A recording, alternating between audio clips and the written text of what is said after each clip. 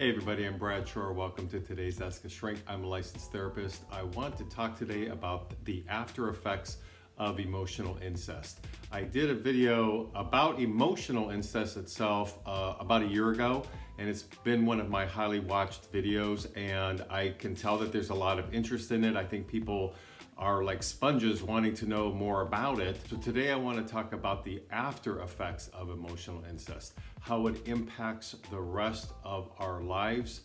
Back in a flash.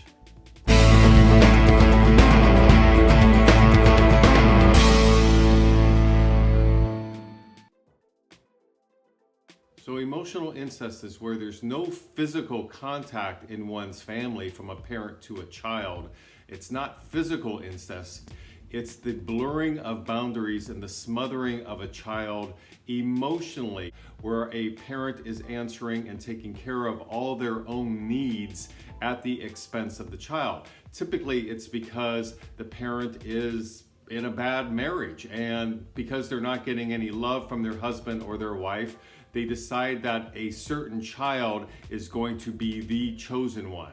And that child is somebody that they're going to take over, so to speak, to answer their own needs. So for example, if a mother is taking over a son, that son becomes the little mini husband. It becomes the focal point of the mother's interest because she's placing all her marital needs, her emotional needs, her desire to connect, to feel like she's in a connected relationship. She's not getting that from her husband, so she's sort of placing that on her child. Well, a little boy growing up is not able to meet those kinds of needs, right? I mean, there's no way. In fact, the child is missing out on their own identity development, their own ability to get in touch with who they are and go through the normal stages of development, which helps them to become a mature adult with an appropriate amount of self-love and self-care and understanding what they're about. All that's been wiped away because the mother in this case, but it can be from a father to a daughter as well. But in this case, we're talking about a mother taking over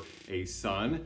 The son's needs are now all focused on the mother because the child then grows up thinking that's who they are. That's how they find love. That's what love means. If I make my mother feel happy, if I solve her adult problems, if I help her figure out life, if I'm there for her the way she needs me, then that must be what love is. That's clearly what it is, because that's when I'm learning and I'm only age 5 or 6 or 7 or 8 and so on. So I hope you get the picture.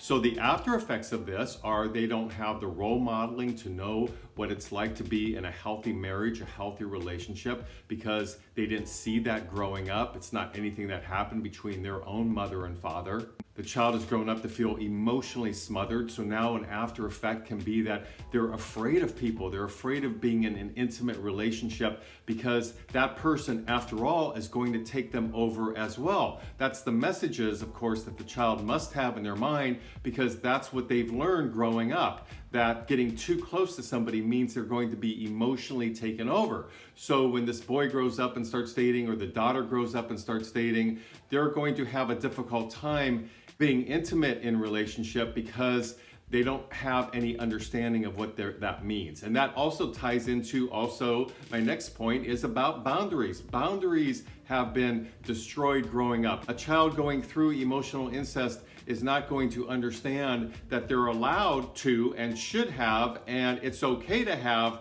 appropriate, healthy emotional boundaries, that you get to speak up and have a voice and say no and say yes and dictate what's okay for you. And if somebody's behaving inappropriately, that you get to say no, go away. I want my own space. I'm entitled to that. So when it comes to boundaries, a child is going to struggle with that when they get older.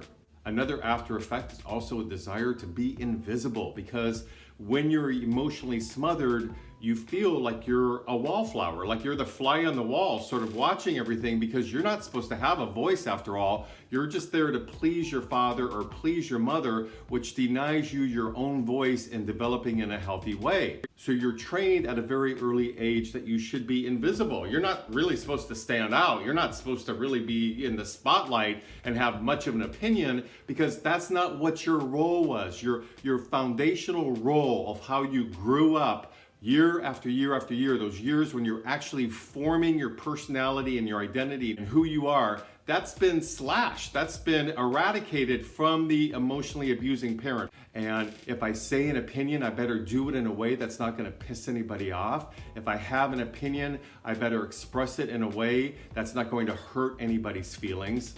If I have an opinion, well, you know what? Maybe I better not even say it because I wasn't allowed or encouraged to have opinions at home at the dinner table. So I better not have them now that I'm a teenager, now that I'm in my 20s or my 30s or my 40s, or for one's whole life. That's one of the after effects of emotional incest.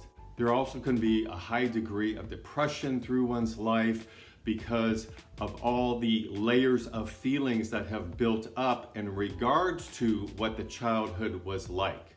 And so when feelings aren't dealt with, typically depression can sneak in and follow that child sometimes all through life because all the feelings related to those childhood years have not been processed unless they get into some therapy later in life, and hopefully you do. If anybody out there is watching this and you're a victim of emotional incest, please, please, please start seeing a therapist to process what you went through, because the layers of feelings that have built up from those childhood years include rage at the parent who smothered you. There's rage towards the parent who is just sort of standing there watching it all unfold. Why didn't they come and save me? There's a general sadness that's an after effect because of having to go through what a child goes through with all of this and wondering why I can't keep a relationship, why I'm afraid to date, letting your feelings go because you just are there to mirror back to the parent what they're doing to you. That's your only role, and you're taught that in sometimes verbal and nonverbal ways. Another after effect is not getting along then with your siblings as you mature, sometimes for a lifetime,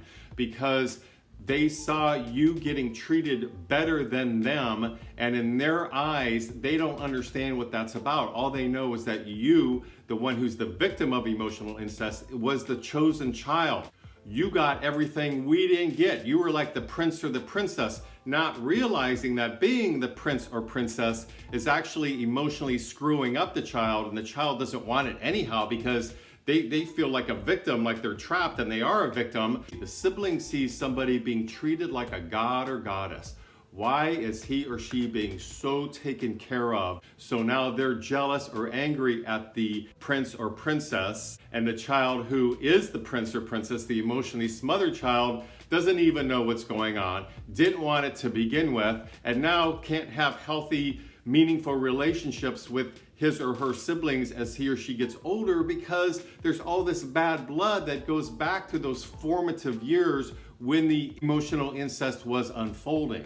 I know for me personally, being a victim of emotional incest, that my ability to be in front of others and speak comfortably was destroyed as a young boy because I was so taught on so many levels not to have a voice, certainly not to share my voice, and definitely not be in the spotlight with it, that when I was in school and had to give speeches, for example, or get up in front of others for a play, or was forced to be the center of attention, I froze because I wasn't used to that at home. So to be pushed into the spotlight somehow, I hated it. It terrified me, and it was really trauma that would come up for me because it would tap into all those uncomfortable feelings about being seen. I was not the one supposed to be seen. I had a really hard time giving public speeches, having to get up and talk in front of a group.